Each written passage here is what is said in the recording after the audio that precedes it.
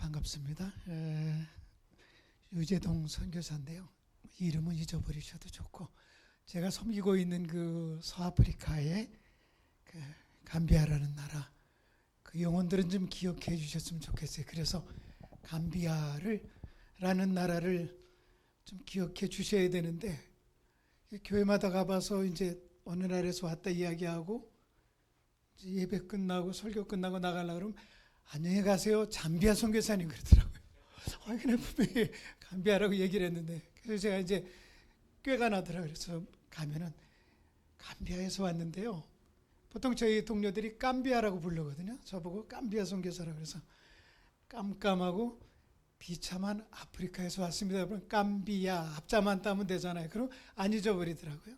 그래서 아프리카도 이렇게 여러 가지로 나눠져 있는데, 북쪽 아프리카는 하얀 아프리카니까 땅만 아프리카지 뭐 신경 쓸 게 없고, 동쪽은 뭐 좀 많이 좋아요, 환경들이. 그러다 보니까 선교사님들이 일찍 가서 뭐 아웃 오브 아프리카라든가 이런 영화도 찍고, 뭐 타잔, 뭐 사자, 기린, 뭐 대단하죠. 뭐 사파리들도 있고. 거기가 이제 동쪽입니다. 그리고 남쪽은 또 요하네스버그부터 케이프타운에서 쭉 참 아름다운 광경이 펼쳐지는 곳이고, 그래서 세계 먼저 말씀드리고 그 다음에 이제 서쪽 아프리카를 말씀드리면은 이게 대조가 안 되는 거죠. 비교할 수 없을 정도로 좀 열악해요.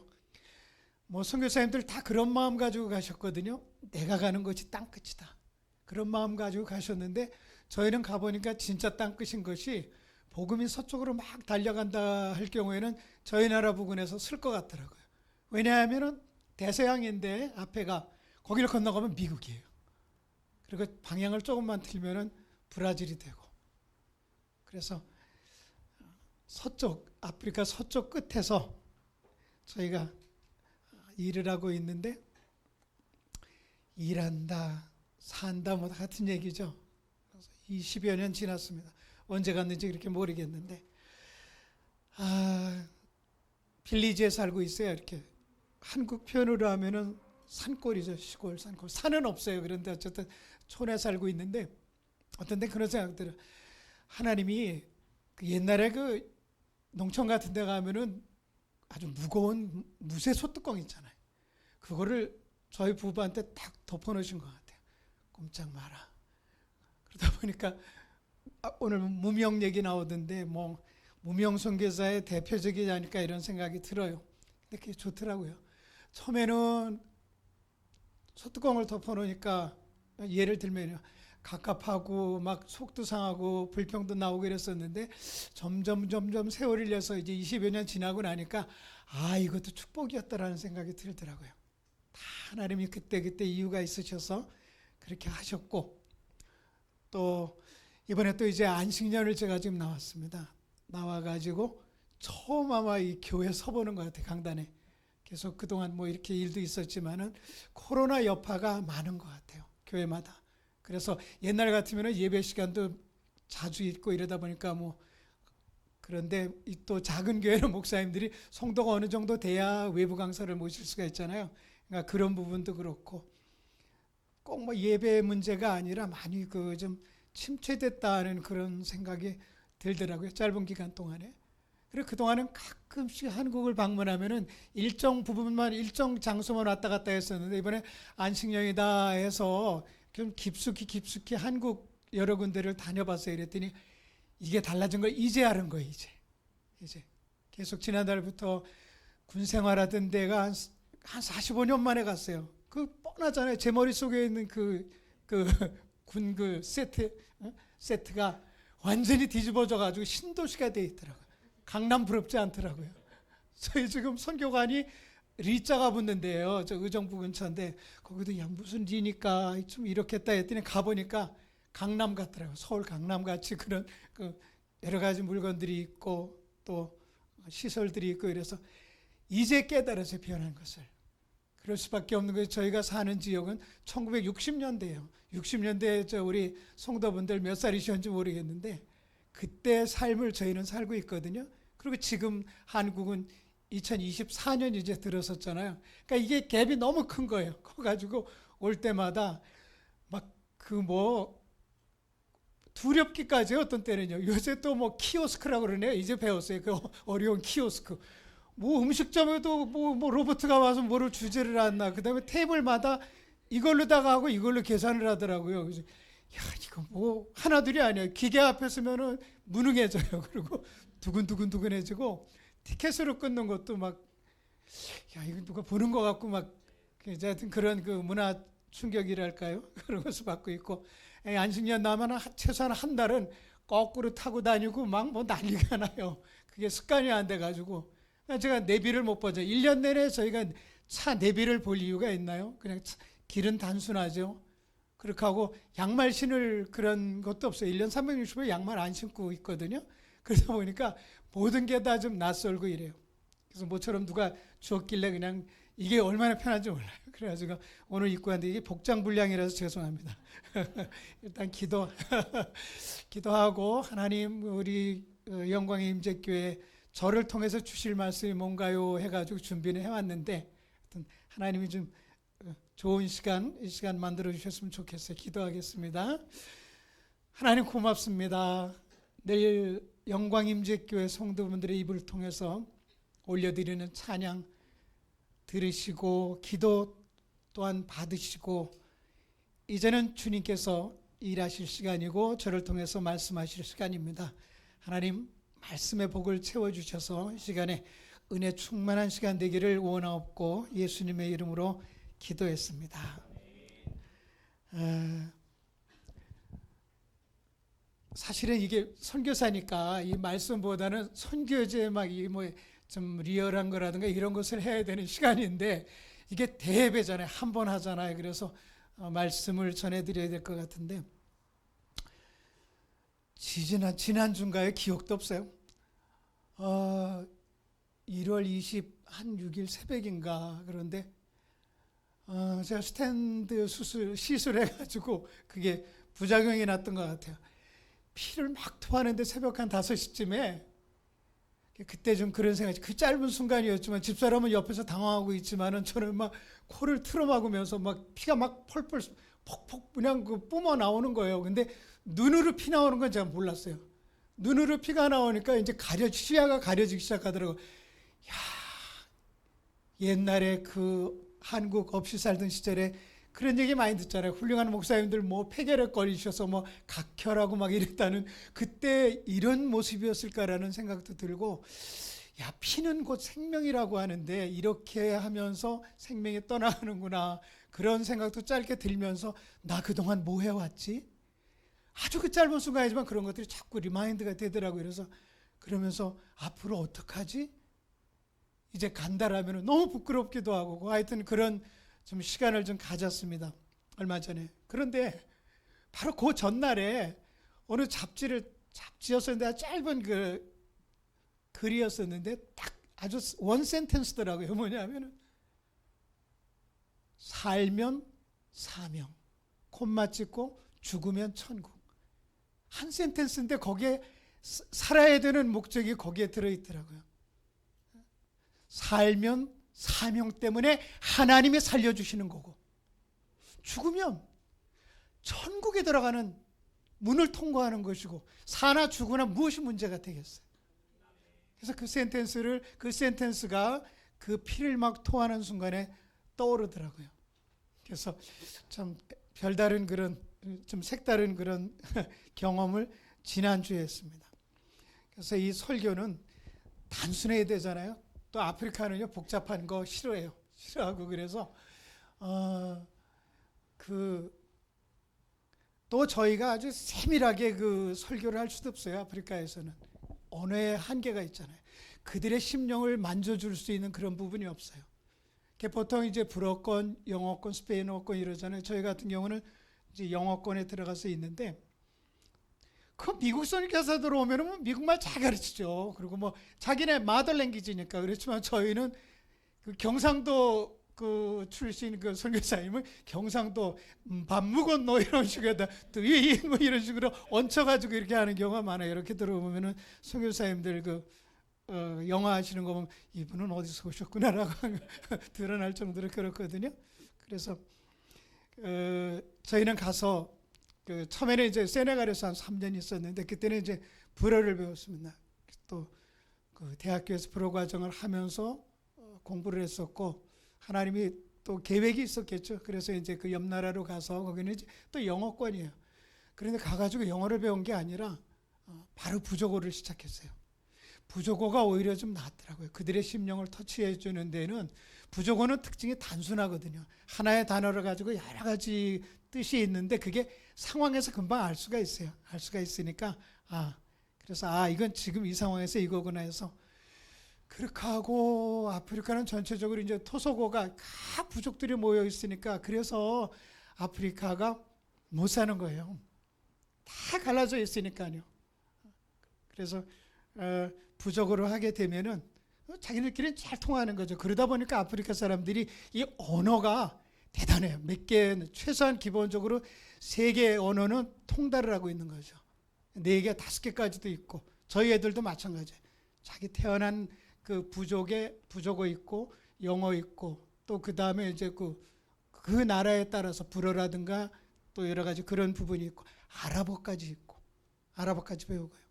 그래서 그런 모습들을 보면서 저희는 부족어를 했습니다. 그러다 보니까 이래서 한국 선교사님들이 롱텀 하나 싶은 것이 그 부족어 가지고 제가 만딩고를 배우는데 어디를 가겠어요. 그 만딩고족 빼고는 다른 나라로는 갈 수가 없잖아요. 만딩고족이 있는 그런 지역을 대상으로 사역을 해야 되니까 그래서 롱텀을 했는지도 모르겠고 물론 하나님께서 은혜를 주셔서 그렇게 했죠. 그래서 오늘 이 시간에는 그냥 단순한 설교 그렇게 하고 또 하나님이 또 주시는 만큼 원래는 간증을 해야 쉬운데 이게 원고 없이 그냥 착착착착 할 수 있잖아요. 처음에 갈 때는 저거 했었는데 이제는 또 안경도 봐야 되네요. 저기 나오나 모르겠네. 여러분 다 잘 알고 계세요. 한국에 오면은 교회 성경 공부하는 거 보면 거의 신학교 수준이에요. 신학교 수준. 이야 참 대단하다 이런 생각을 하는데 주님께서 누가복음 끝부분에 특별히 보면 알죠. 주님께서 승천하시면서 자기 몸을 벗어놓고 가는 게 바로 교회거든요. 그래서 우리가 교회는 주님의 몸이라고 하잖아요. 예수님은 하늘나라 보호자 우편에 계시지만은 두고 가신 몸이 교회가 되어가지고 이게 살아있는 생명체거든요. 이 교회도 자라요. 성장하고 여러분 다 아시는 사실이지만은 그래서 교회는 주님의 몸이다. 여기서부터 출발을 하려고요 오늘. 그래서 이제 하나하나 이렇게 보고 마무리를 해야겠다라는 생각을 하거든요. 머리 대신 예수님에 대해서 그냥 한 구절씩만 보면 뭐 여러 가지가 있겠지만 단순하게 한다 그랬잖아요. 골로새서 1장 18절 말씀입니다. 이거를 저만 할 게 아니라 같이 한번 합독을 하는 게 좋을 것 같아요. 자, 골로새서 1장 18절 우리 머리 대신 예수님에 대해서 같이 합독하겠습니다. 시작.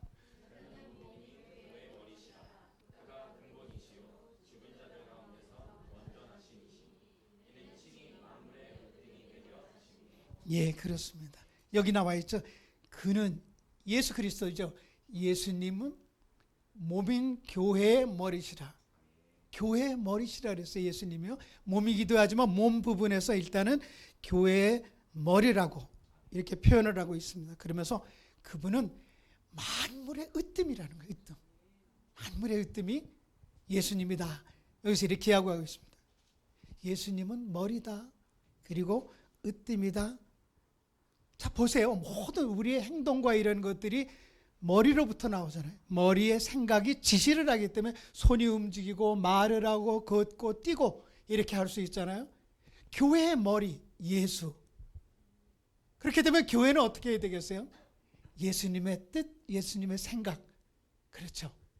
그 예수님의 생각에 따라서 교회가 움직여져 가지고 예수님의 또는 바람에 따라서 그렇죠. 예수님의 바라는 바에 따라서 교회가 움직여줘야 되는 거죠.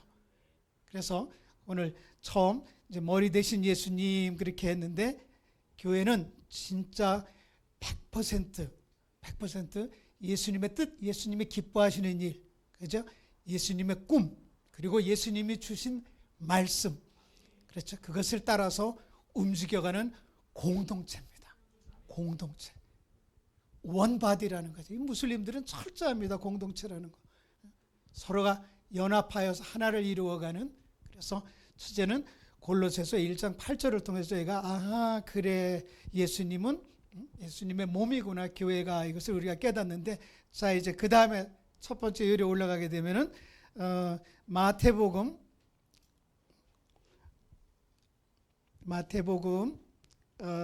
9장 36절이죠. 저기 나와 있죠.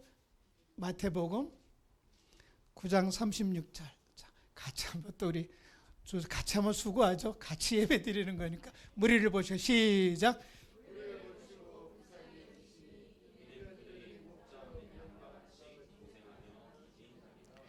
예. 참, 이게 뭐냐 하게 되면 이제 이 영광의 임재교회도 바로 이러한 예수님의 지금 눈과 같은 이라는 것들을 갖춘 교회가 되어야 된다는 거죠. 그래서 일단은 눈인 것입니다. 그래서 교회가 정말 보세요. 수많은 안 믿는 사람들이 지천에 있습니다. 선교지뿐만이 아니라 이 주변에도, 이 김해에도 많거든요. 그들을 갖다 오늘 주님께서 그 어느 그 마을을 이렇게 가시다가 이렇게 쭉 그 무리하는 양떼를 보시면서 그 부분이 이제 나오는 것인데, 이 바로 예수님의 그 안타까운 눈들을 우리 성도분들도 같이 공유를 해야 된다는 것이죠. 그래서 참 예수 모르면 얼마나 자신은 저거 한 것 같지만은 얼마나 삶이 고달픈지 몰라요. 고달프고 또 여기 유리한다, 기진맥진한다 이런 얘기도 나오죠. 방황한다 이러는데 그 인생이 고해라고 이렇게 이제 표현하는 그러한 송구도 있죠.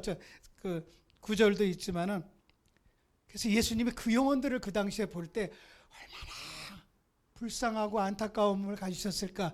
바로 그래서 우리 영광의 임재교회 성도분들이 이런 그 눈으로 주변 사람들을 바라봐야 된다는 거죠. 안타까운 거죠. 아이고, 저래 예수를 모르면서. 제가 춘천에서 목회가 아니죠. 그때는 춘천에서 작은 그 비즈니스를 했었는데, 그 신학하기 전이죠. 옆에 그 음식하시는 그 집사님이 맨날 콩콩콩콩 바쁘신데 언제 주님 오시나, 언제 주님 오시나 너무 힘이 든 거예요. 그런 모습을 보면서 왜 안 오실까, 그때는 그런 생각을 했었는데, 지금도 한편에서는 주님이 오시기를 그렇게 기다리는 분이 있고, 또 이렇게 관계없이 그냥 유리하는 그런 무리들이 너무나 많다라는 것을 생각해 보는 것입니다. 정말 주변에 보면은 아픈 분들이 가득가득 찼어요. 제가 스텐트 시술하려고 그 어느 종합병원에 갔는데 꽉 찼어요. 꽉 찼어요. 병실마다, 특별히 세브란스 병원이건 뭐 어디 뭐 유명한 병원이건 가면은 제일 먼저 앞에 있는 게 뭐냐? 암센터. 암이 편만화가 돼가지고 암센터가 얼마나 그렇게 그냥 뭐 충만한 거 충만해 그냥 막. 그래서 이렇게 보면서 아이고야 참 이렇게 많은 아픈 사람들이 고통을 겪고 있구나, 그런 생각을 하고. 지금 뭐 세계적으로 전쟁도 났지만은 저 난민들이요, 저쪽만 있는 게 아니에요. 시리아 난민, 뭐 수단 난민뿐만이 아니라 전 세계의 난민들이 이제 흩어져 있어요. 난민 사역을 아주 따로 분리해 가지고 할 정도로 난민들도 그렇게 많습니다. 그래서 그런 것을 보면서 상대적으로 내가 이렇게 암울한 세상, 어두운 세상, 마지막 시대를 살아가면서 내가 예수를 믿어가지고 하나님의 백성으로 살고 일하고 있다라는 생각, 상대적인 그런 만족감은 정말 언제나 정말 충만한지 모르겠습니다. 그래서 감사하고 그렇습니다. 그래서 이거를 봐야겠네 이제. 그래서 제가 지금 겹치는 것 같아요.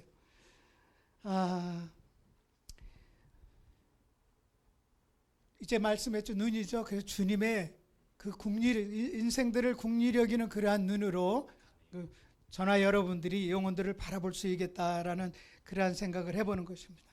그 다음에는 이제 눈 다음에는 입이죠. 입. 그럼 어떤 입인가? 어떤 입인가? 여기 누가복음 20장 21절 말씀입니다. 이번에 입이죠. 자, 같이 한번 읽습니다. 시작.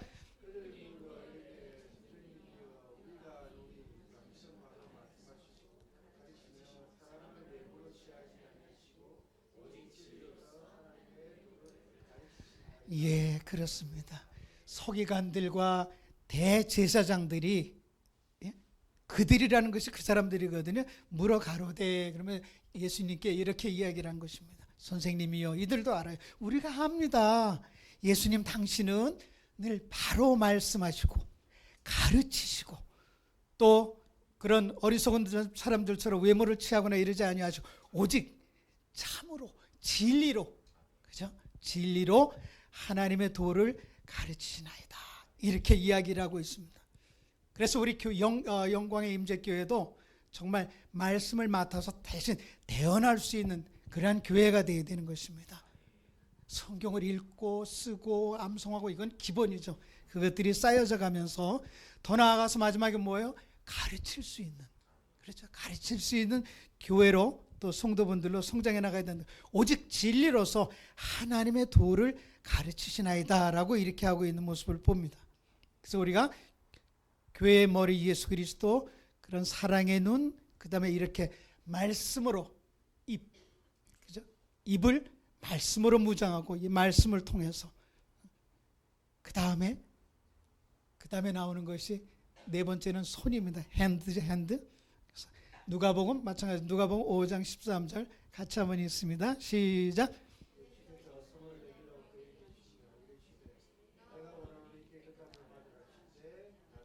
그렇죠. 나병 문둥병 곧 떠나니라. 치유의 손이거든요. 이게 특별한 자양한테 있는 게 아니에요. 그래서 여기 보게 되면은 이제 주님께서 이제 나병 환자가 와가지고 그냥 간절하게 당신이 원하시면, 주님이 원하시면 나를 깨끗게 할 수 있습니다. 당신은 할 수 있습니다. 라는 간절한 마음을 가지고 주님께 애원했을 때 주님께서 그러죠. 저에게 대시며 가라사대 이르시되 내가 원하노니 깨끗함을 받으라 하신대.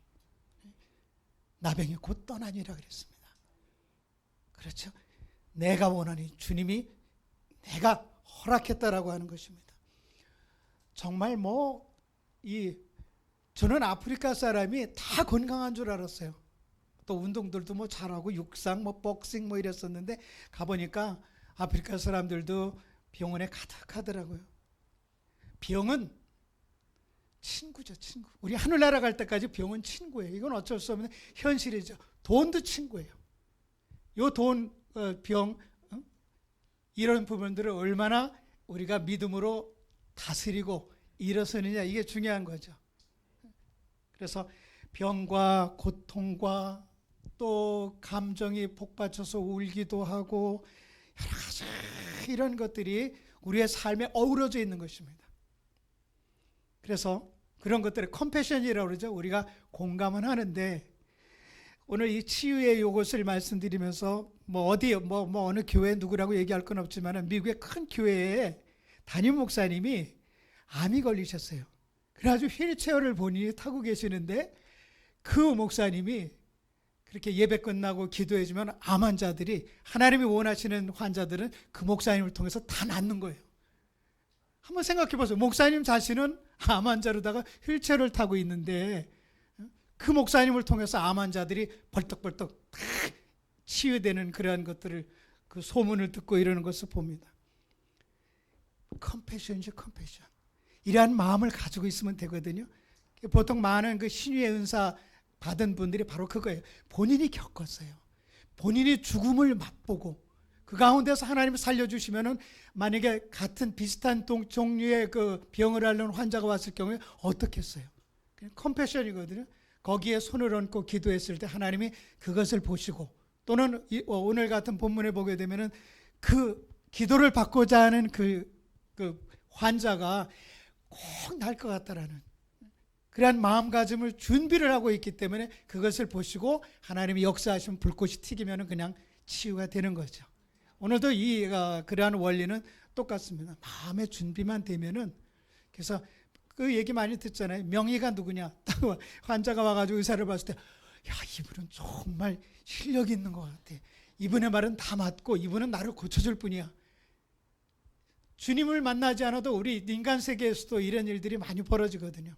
그게 마음에 놓여지면서 또 확신이 들고 이렇게 해서 치료되는 것들을 얘기를 많이 들고 또 간증도 많이 저희가 듣게 됩니다. 어쨌든 손은 손인데 교회가 마치 이러한 손의 역할을 감당하는데 치유의 손이 있다는 거죠. 그래서 우리도 가서 그냥 우리가 하는 게 아니잖아요. 손만 얹을 뿐이지 또는 치유의 기도를 할 뿐이지 주님이 역사하시는 거거든요. 그러니까 우리가 부담을 가질 필요가 없는 거죠. 내가 무슨 큰 파워가 있는 게 아니고 단 은사가 많은 분들, 힘이 있는 분들은 경험을 계속 하셨기 때문에 치유 사역을 하셨기 때문에 아는 거예요. 하나님과의 관계가 있는 거예요. 시크릿. 이 길로 가면은 저 길로 가면은 사업하는 분들이 돈의 행방을 알듯이 그런 거죠. 은사를 갖고 계신 분들이 다 똑같은 거예요. 주님께서는 우리에게 그러한 것을 또 우리 영광의 임재교회에도 동일하게 그러한 축복의 손길을 베풀어 주신 것입니다. 그 다음에 그 손이 또 하나 할 수 있는 것은 뭐냐면 누가복음 그 다음에 이제 같은 누가복음이죠. 마태복음이구나. 마태복음 14장 19절. 그죠? 나왔죠? 자, 또 같이 한번 읽습니다. 시작. 무리를 향하여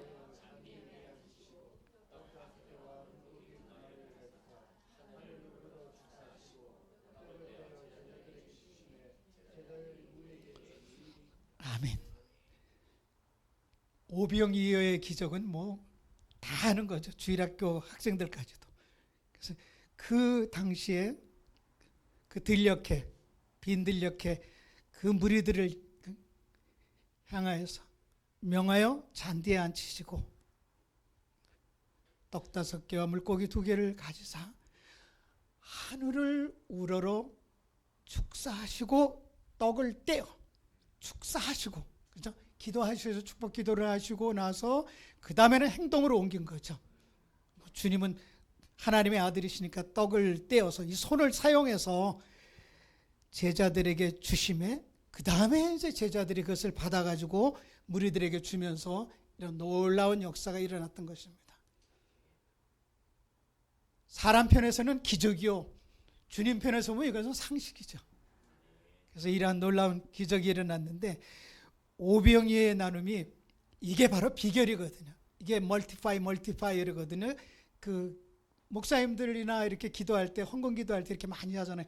오병이어의 기적이 나타나게 해주셨는데 이것이 실제적으로 이게 상식적으로 일어나는 경우입니다. 예를 들면은 건축할 때라든가 뭐 여러 가지 그 주의 일을 할 때 그 오병이어 같은 그 물질이 딱 거기에 하나님이 부어주시는데 그게 멀티파이드는 계속 확장되는 것을, 이거는 뭐 간증 중에 아주 메인 스토리죠. 메인 스토리. 이게 있습니다. 이거는 그냥 믿음으로 받아들이지 않으면 안 되고, 그게 어떻게 가능합니까? 그러면 이 성경 말씀이 잘못된 건가요? 아니거든요. 그래서 오병이어의 기적처럼 오늘날도 우리 영광의 임재교회 성도분들 손길에 바로 이런 확장시키는, 막 늘어나는, 증가하는 그러한 축복을 하나님이 주신 거거든요. 쓰시는 여러분들의 믿음이 문제인 거죠. 그래서 작은 것이지만 그 안에 정성이 담겨 있고, 그렇죠. 그런 바람을 가지고 헌금했을 때 사실 이거 헌금뿐만이 아니에요. 저는 제 스스로 간증하면서 저도 많은 것을 경험했잖아요. 이 하나님이 그래 내가 1,000,000원 했더니 어쩜 그렇게 1,000,000원 딱 해주셔, 시간에 맞춰서. 부끄러운 얘기. 하나님이 어떤 분인데요? 그 알량한 뭐 얼마 가지고 뭐 됐다 그래서 하나님이 살아계신 건가요? 그건 아니죠. 그럼에도 불구하고 연약하기 때문에 아이고 어쩜 이렇게 하나님이 역사하셨나 이렇게 이야기를 하는데, 어쨌든 문제는 믿음의 손입니다. 예수님의 손처럼 우리도 그 믿음의 손이 되어가지고, 그죠? 성경에 나와 있잖아요.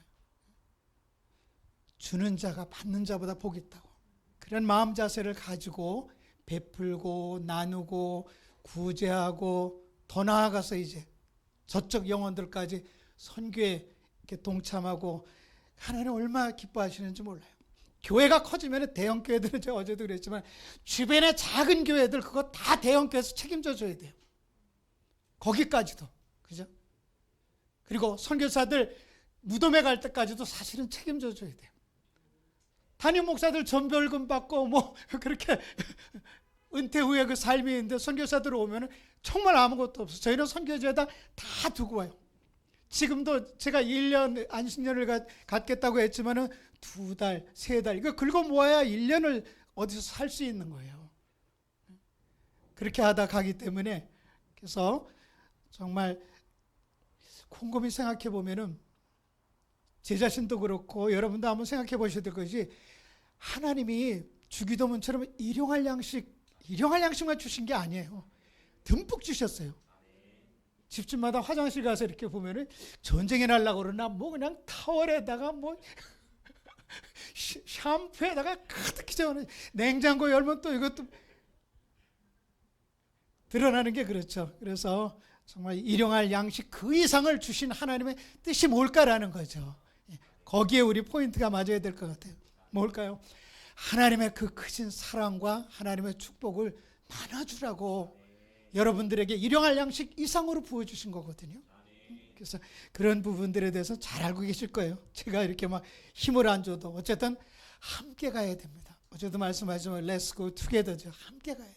작은 교회나 큰 교회나 다 하나님이 보실 때 제가 그런 얘기했어요. 큰 교회 가서도 얘기했지만은 작은 교회 가서도 여러분 만약에 하나님이 교회를 큰 사이즈로 볼 게 아니라 단위별로 한다면 여러분은 얼마나 축복을 그러니까 즉 하나님이 주일날 예배드리는 성도들에게 복을 주시는데 교회마다 성도 수에 나눠서 가져가야 된다라고 하면은 절대적인 걸 주시는데 성도들이 날아간다면 우리 영광의 임재 교회분들은 얼마나 많은 걸 가져가시냐는 얘기예요. 이해하실려나 모르겠는데 1000명 되는 교회는 나눠서 가져가야 되잖아요.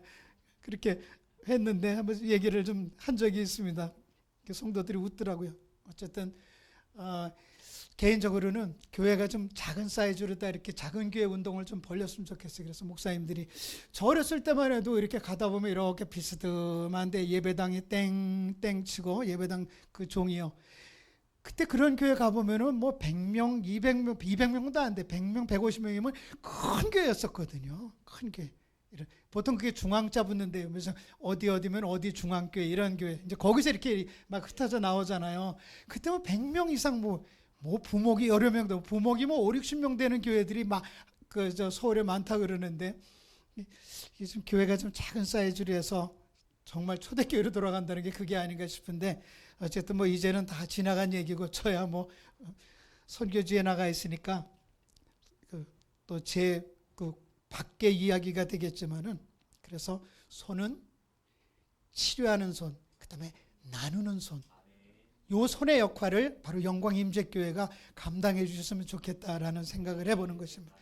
그 다음에 하나 더 하게 되면은 이제 또 마태복음 14장. 아까 이게 마태복음 14장 23절 같이 한번 읽습니다. 시작.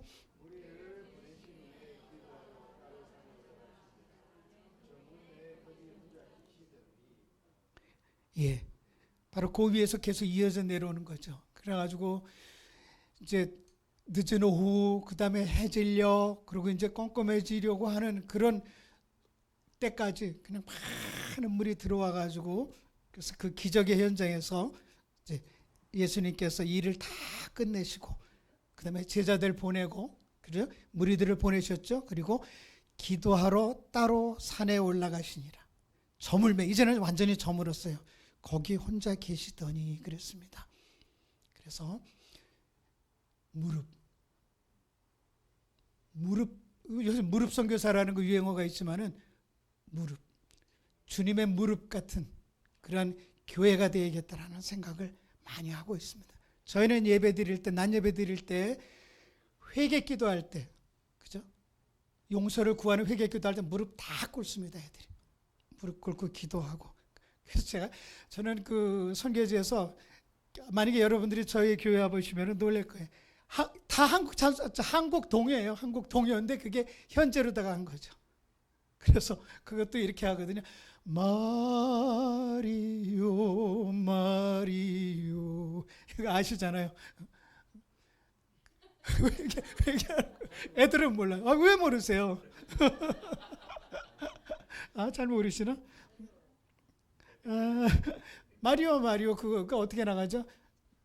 한국말로 어떻게 하죠? 이제 잊어버렸어요. 한국말. 나나나나나나 하는 거요. 주여 우리의 죄를 용서하여 주소서. 지난 날의 잘못을, 이거를 이제 그 현지적으로 돼서 하는 거거든요. 저희는 뭐 다 해요. 산토끼부터 해가지고 따르릉까지 다 있어요. 그러니까 학교 하면서 애들이 한국 동요를, 그게 한국 동요인지 모르죠. 그러니까 그걸 현지로 해줬는데 나중에는 그것까지 했어요. 기억하는 게 하자. 그래서 뭐 그 옛날에 그 아주 신선했던 여가수 있잖아요. 뭐 랄랄 그 뭐 있잖아요. 그 사랑해 정말로 사랑해 당신을, 예. 그것도 바꿔가지고 했어요. 그러니까 애들이 참 좋아하더라고요. 그 다음에 한 것이 서영춘 씨의 그거였었어요. 뭐 처음 기차형 뭐 기차 뭐 그거 있잖아요. 예. 애들이 딱 이렇게 있으면은 표정이 안 좋아요. 뭐야, 일주일 동안 뭐를 하다 왔는지 애들이 시원찮아요. 야, 그럼 우리 야마토라고 그러는데, 야, 우리 미친 사람 찬송 한번 하자 그래요. 그래 애들이 이제 그걸 하면 그게 36번인가 39번 웃어요. 하하하하하하하하하 이거 있잖아요. 시골 영감 처음 타네 이거 하는 거. 그거를 막 하는 거예요. 그러면 밖에서 지나가는 사람들이 뭐가 그 웃는 것도 네 가지 스타일이거든. 하하하하 호호호호 후후후 이렇게 하거든요. 야, 우리 미친 사람 찬송하자, 미친 사람 노래하자 이렇게 이야기하면은 애들이 그걸 따라하면서 밝아져요. 밝아지고 그 다음에는 애들 또 어떤 때는 그냥 소리를 전체 이렇게 세워가지고 마을을 향해서 다 뒤로 돌으라고 그래요. 자, 마을 사람들 깐난애기 자다가 깨게 하고 그 다음에 오줌 누는 아줌마 깜짝 놀라게 하고 하자 해가지고 그래서 하나 둘 셋 하면 이제 군대 할 때 그거 있잖아요. 그러면 야 하게 되면은 그거를 몇 번 하면은요 애들의 얼굴이 화색이 돌아요. 화색이. 그러고 보면은 여기에 쌓여 있는 것들이 이게 많은 것 같아요. 그래서 그냥 어떤 분은 옛날에 보니까 막 싸우다 방언이 터지더라고요. 얼마나 웃었든지 그냥 막 이렇게 쌓여있던 게 그래서 그렇게 되었습니다. 어쨌든 그래서 이게 여기서 나온 거죠. 우리 애들 그 예배 시간에 무릎 꿇는 것 때문에. 제가 옆 나라를 갔었는데 거기는 그래도 우리보다 좀 복음화가 많이 됐는데 주일날 그 교회 가서 예배를 참석하는데 무릎을 쫙 꿇더라고요. 그리고 그 울기 시작을 하는데 그 회개하는 거죠. 회개하면서 쫙 돌아가는 걸 보는데 야, 정말 제가 그 감동을 받았어요. 그래갖고 돌아와가지고 야, 우리도 이제는 회개하는 시간에 무릎 꿇는다. 그래서 무릎 꿇으니까 이게 좀 불편한 거는 그 방문 오신 분들이 좀 어리둥절하는 거 있죠. 갑자기 이제 예배 딱 시작하고 좀 있으면 회개 기도하게 되면 무릎 쫙 꿇으니까 본인은 어떻게 해야 될지 모르니까 그런 경우도 있었습니다. 그래서 정말 여기 주님께서 하나님의 아들이신데 무슨 기도가 필요하겠어요. 그러나 주님께서 이렇게 기도하심으로 인하여서 본을 보이신 거예요. 우리들에게, 그 당시 사람들에게, 아니면 마태복음을 보든 그 주님과 동시대의 사람들도 이 글을 봤을 것이고, 그 다음에 오늘날에 우리가 또 이 글을 보면서 주님도 그 피곤하고 힘들었던 그때 그분이 친히 또 산에 올라가셔가지고 기도하시면서 밤을 새우시는구나. 우리가 이 땅에 살면서 시간의 공간, 환경, 뭐 물질의 제약 이런 거 다 받으면서 항상 그게 같이 살고 있는 거거든요. 이것을 이겨낼 수 있는 방법이 기도밖에 없습니다. 기도가 최상의 무기죠. 기도가 절대 필요한 거거든요. 그렇기 때문에 아마 주님께서 기도의 모범을 이렇게 제자들에게까지 보이시지 않았나 이런 생각을 하거든요. 교회는 철저하게 물론 친목 공동체고 뭐 교회가 딱 뭐 등산 가고 뭐 테니스 가고 어디 가고 뭐 풋볼이라 그래요. 축구하러 가고 쫙 갈라지더라고요. 예배 끝나면. 물론 좋은데, 그것도 좋은데 어쨌든 간에 문제는 기도하는 공동체라는 거죠. 이것이 튼튼히 서 있어야 그 다음에 거기부터 이제 교회가 시작이 되기 때문에 정말 한 분 한 분 우리 성도분들이 꿇는 그 무릎의 힘, 기도의 힘은 대단한 것입니다. 이것이 있어야만 승리할 수가 있어요. 마귀가 그냥 마귀가 아니에요. 그냥 어설픈 그런 영의 물건들이 아니라는 거죠. 그래서 기도하고 우리가 깨어서 성령 충만하고 또 하나님께서 그에 맞춰서 걸맞는 능력을 주셔야, 그 능력이 있어야 이 험한 세상 살 수 있고 특별히 악한 세력들 물리칠 수가 있습니다. 저들이 감히 범접치 못하게 그렇게 우리가 우리의 본연의 자세를 감당할 수가 있는 것입니다. 그래서 이 기도하는 공동체, 그래야 어떤 일이 닥치든 어떤 문제가 오든 일단은 납작 엎드려서 무릎 꿇고 기도하면서 시작을 하자고요. 이런 일, 이런 문제, 이런 것들에 대해서 주님께 아뢰할 때에 이것이 먼저가 대부분 합심해서 기도할 때, 교회도 마찬가지죠. 합심해서 기도할 때에 바로 교회는 건강한 교회가 되는 것입니다. 그래서 여기 오늘 마태복음을 보면서 또 하나 이제 무릎이 그러한 기도하는 무릎도 있고 요한복음 13장 14절 요 무릎도 있습니다. 자, 같이 한번 또 있습니다. 시작.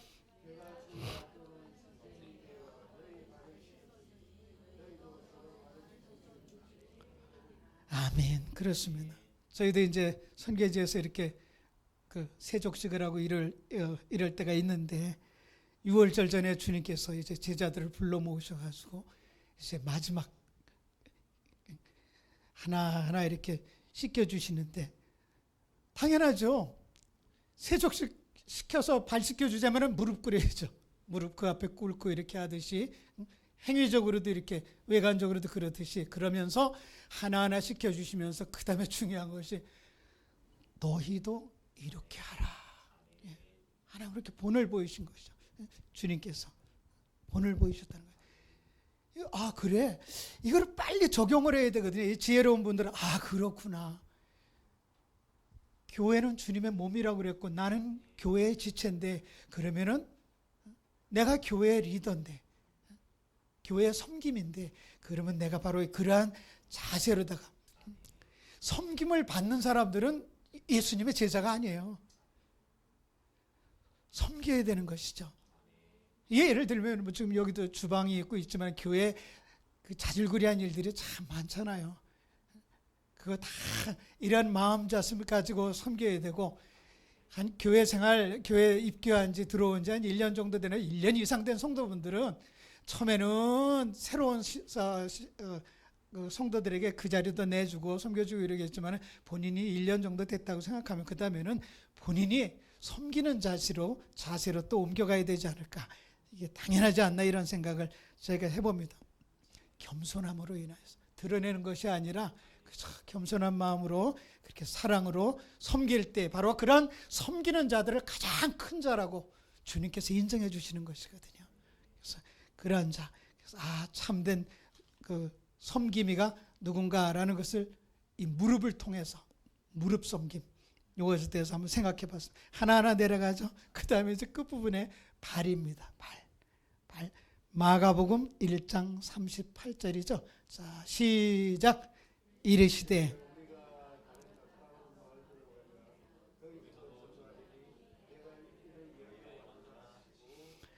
예, 맞습니다. 정말 이 주님의 몸된 교회가 가장 해야 될 일이 기도죠. 기도하고 나서는 그 다음에 믿음으로 나아가야 될 것이 전도거든요. 복음을 전해야 되는 것입니다. 주된 목적이 전도고 그 다음에 더 나아가서 이제 타문화권의 선교까지도 이어질 수 있겠지만 어쨌든 영혼 구원이라는 거, 선교사들 보낸 것도 마찬가지예요. 영혼 구원하라고 그 땅의 영혼들 구원하기 위해서 보내주셨죠. 교회가 유일한 구원의 방주가 되어야지 구원의 유람선이 돼서는 안 돼요. 그냥 저희 아프리카에도 그 외국에서 온 그 가나교회라든가 뭐 라이베리아라든가 이렇게 하여튼 그 직장 때문에 왔거나 이런 그분들의 모임이 있어요. 그게 바로 어떻게 보면 좀 유람선 같은 생각이 들어 속상하더라고요. 현지에 대해서 현지인들에 대해서 부담감을 별로 갖지를 않아요. 그래서 그 가나타운이라고 했는데 거기는 가나는 크리스찬 국가거든요. 그냥 뭐 감리교, 침례교 뭐 다 들어와 있어요 그 마을에. 그래가지고 예배가 여기서 올리고 저기서 올리고 주일날 보게 되면은 그런 경우를 봤습니다. 그런 교회도 이제 때가 되면은 이제 다시 이 현지인들에 대해서 자신들이 이제 부담감을 가지고 이제 영혼 구원에 나서겠지만은 어쨌든 교회가 전도를 못하고 복음을 전달하지 못하게 되면 그거는 벙어리죠, 뭐 벙어리. 벙어리. 그런 생각. 하여튼 많은 영혼도 없더라. 우리가 이제 아프리카 뭐 파송식을 하고 이러는데 가서 뭐 아프리카 영혼을 뭐 굉장히 뭐 웅장해 보이고 거대해 보이지만 실제적으로 가서 저희가 하루 있으면서 뭐 10명, 20명 만나기가 바빠요. 한 영혼. 그래서 저나 저희 또 집사람이나 한 영혼이다 이랬습니다. 그래서 한 영혼을 품고 그 한 영혼을 통해서 그 다음에 하나님이 아까 멀티플라이 했잖아요. 멀티플라이. 오병이의 기적을 베풀듯이 그 한 영혼을 통해서 하나님이 역사하시게 되면은 그 다음은 하나님이 하실 일이고 우리가 하는 것은 그 한 영혼을 붙잡고 그렇게 해서 오늘까지 20여 년을 그렇게 살아왔습니다.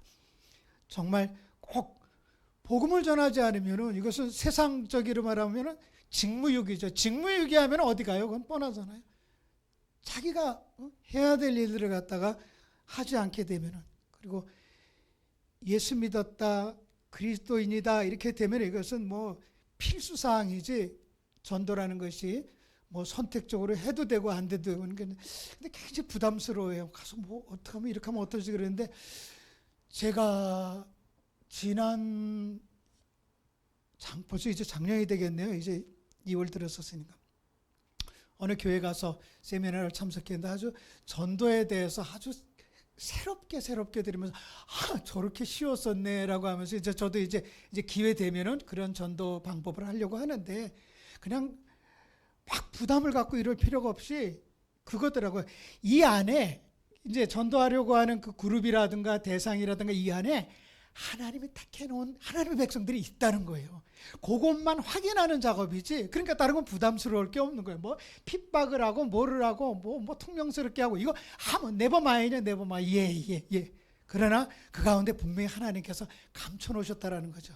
그렇기 때문에 전도자가 그 어느 영혼인지는 모르니까 그것을 찾아가는 그러한 부분들에 대해서 그 세미나를 통해서 들으면서 그렇구나 그렇게. 여러 가지 하여튼 그런 게 있었는데 뭐 시간상으로 뭐 말씀드릴 거는 뭐 하지만은 어쨌든 여러분들에게 다시 한번 강조하고 싶은 것은 생명을 사랑하지 않는 죽어가는 영혼들을 갖다 안타깝게 생각하지 않는 그러한 저희들이라면은 참 먼저 믿은 자로서 얼마나 부끄러울까 이런 생각을 해보는데 우리 영광의 임재교회 성도분들은 그런 분들이 없을 거예요. 정말 뭐 교회 요새는 개척을 해도 이제는 다 알잖아요. 개척 시대가 아니라는 교회 개척 시대가 아니라는 걸 아니까 개척을 하게 되면 그냥 건물채 들어쓰더라고요. 전주 저쪽 중화산동에도 가니까 그냥 개척을 하는데 그냥 바로 교회가 그냥 올라서요. 그래서 야 요새 이렇게 하는구나.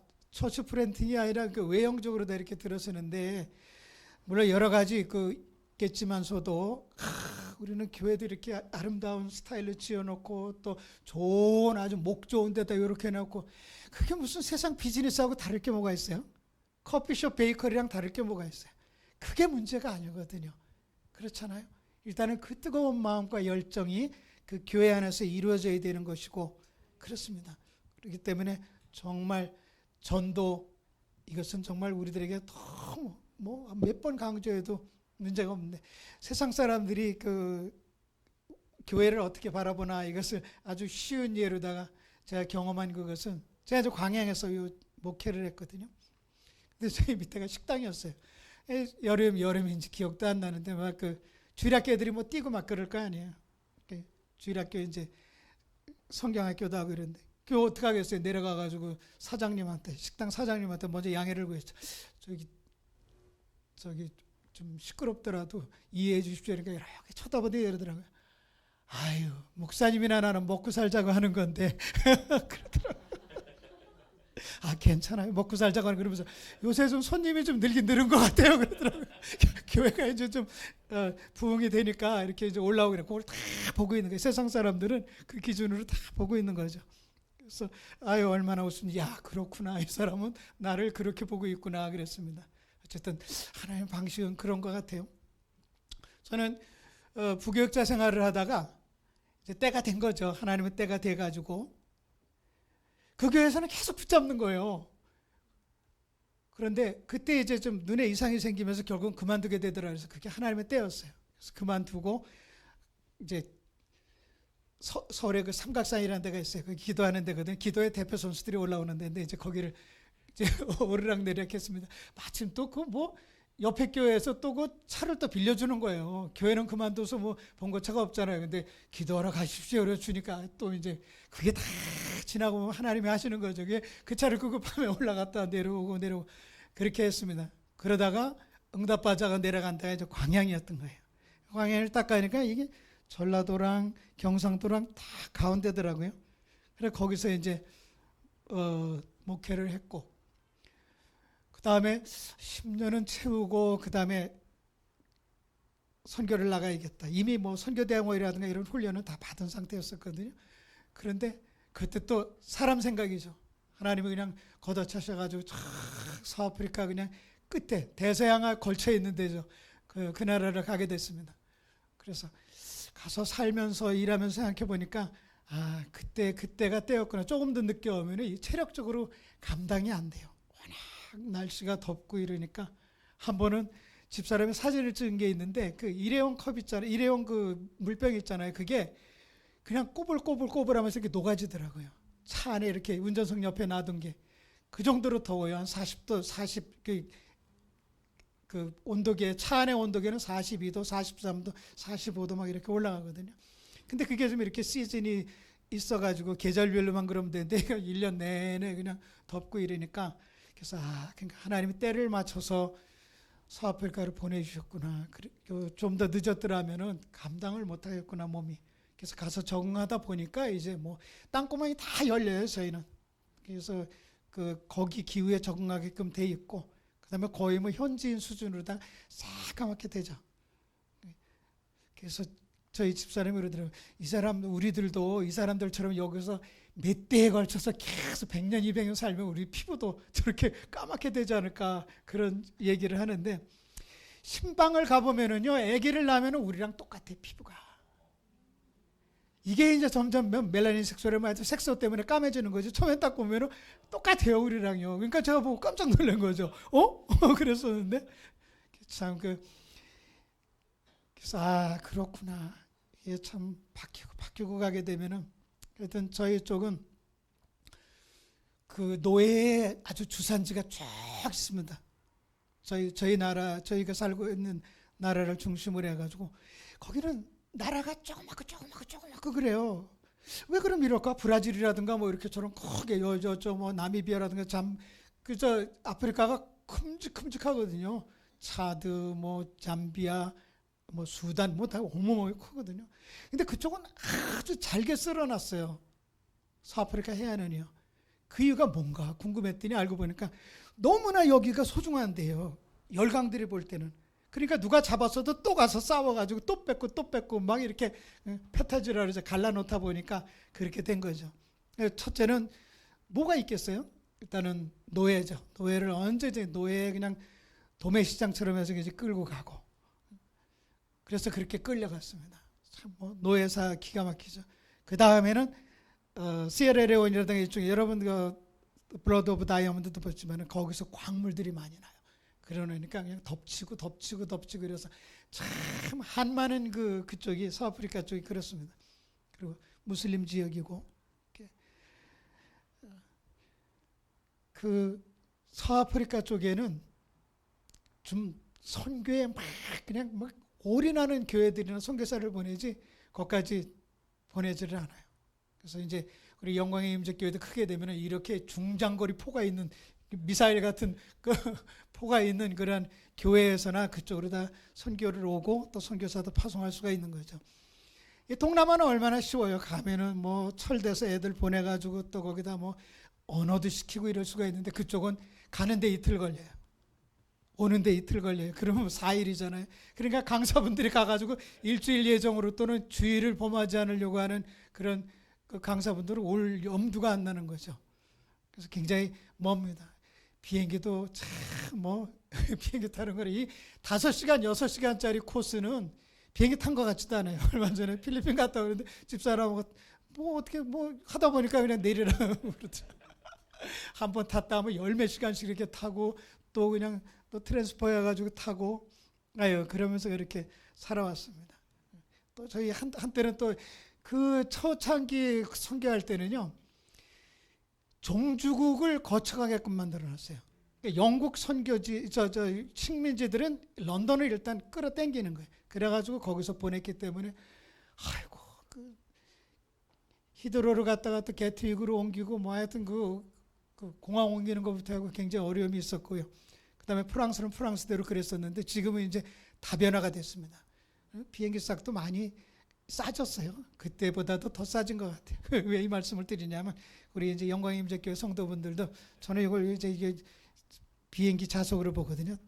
목사님 아주 붕 떠가지고 이제 한번 오시면 현장에서 제가 이제 여기가 뭐 주풀의 마을이고 여기가 쿤타킨테 뭐 이런 얘기를 하고 그다음에 세네갈 가게 되면 여기가 고레 아일랜드고 거기 저 클린턴 대통령들이 와서 보는 그런 관광지예요. 고레 아일랜드 같은 경우는. 그런데도 현장에서 또 이렇게 제가 이렇게 안내드릴 그런 기회가 이제 하나님이 주실 것 같습니다. 그래서 오늘 하여튼 뭐 짧은 시간이지만 저희 목사님 시간 뭐 언리미트니까 하시라 그러는데 눈치가 있잖아요. 눈치가 돼야지 미움받으면 안 되죠. 한 번은 큰 교회 가가지고 선교복을 하게 됐어요. 걱정이 되더라고요. 왜냐하면은 콘티를 주더라고요. 몇 분의 찬양대 몇 분의 분 단위로다가 이렇게 주더라고요. 36분에 뭐가 끝나고 이걸 못하겠더라고요.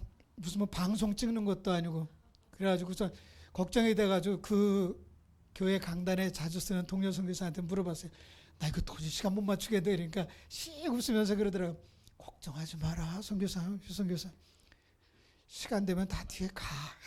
본인들 필요하면 나가니까 아무 상관하지 말고 그냥 하라고 그러더라고요. 하여튼 그런 얘기도 있는데 눈치껏 해야죠.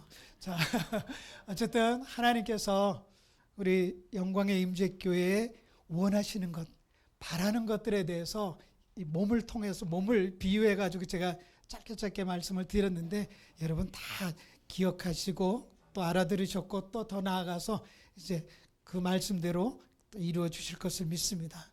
정말 주님께서 우리에게 주신 생명, 이게 값없는 생명이지만은 값없는 거 아니죠. 주님의 그 보혈의 피에 공로로 우리가 받게 된 거 아닙니까? 영생이라는 게 우리가 가가지고 그때부터 누리는 그 생이 영생이 아니에요.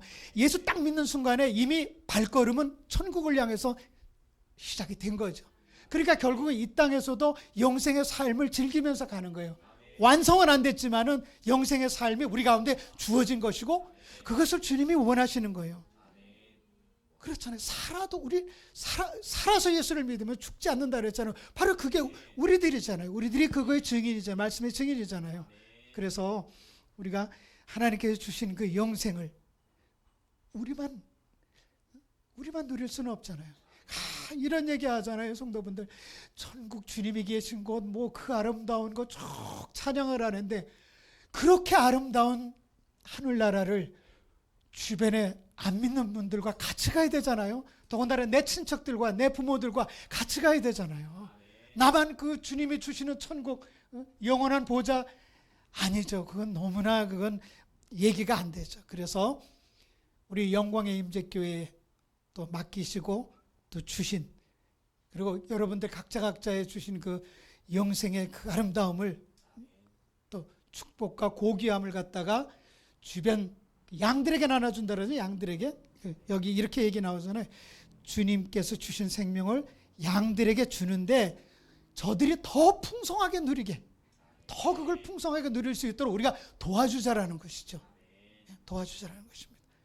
그래서 이번에 막 피 쏟으면서 회개도 했지만 아니 이 한국을 나오니까 유튜브 세계를 알게 된 거예요. 저희 선교지에서는 유튜브가 이게 안 열리거든요. 안 열리는데 뭐 별별 게 다 있고 막 정치 얘기부터 해가지고 막 보다가 딱 그 이제 피를 막 흘리면서 막 이러는데 그 순간에 무슨 그거 뭐 정치 얘기고 뭐 이제 나하고 끝났네. 나는 가네. 막 그런 생각이 다 들 정도로 분명히 저나 여러분이나 그 순간이 올 거예요. 이 세상 거 다 놓고 두고 가야 할 그 순간이 올 겁니다. 그렇죠? 그리고 죽음은 천국의 문이죠. 우리가 바라보는 것은.